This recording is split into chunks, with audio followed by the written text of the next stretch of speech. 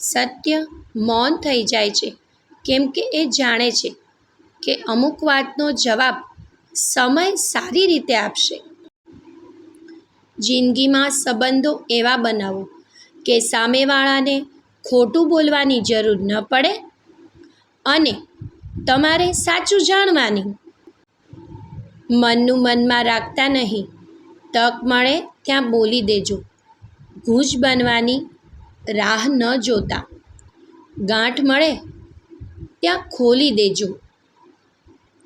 અસ્તિત્વ પર ઘણા ઉજરડા થાય છે, ત્યારે એક માણસ સમજદાર થાય છે.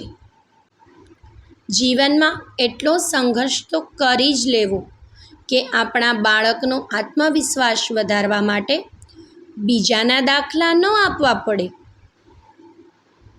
જિંદગી પણ પાણી જેવી છે, જો વહે તો ધોધ છે, ભેગું કરો તો હોજ છે, જલસા કરો તો મોજ છે, બાકી પ્રોબ્લેમ્સ એ તો રોજ છે.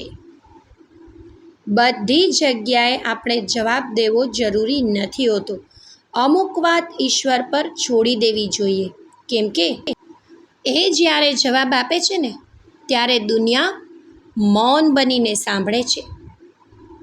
જિંદગીની એક કડવી વાસ્તવિકતા એ પણ છે કે કદર મેળવવા માટે પણ કબરમાં જવું પડે છે.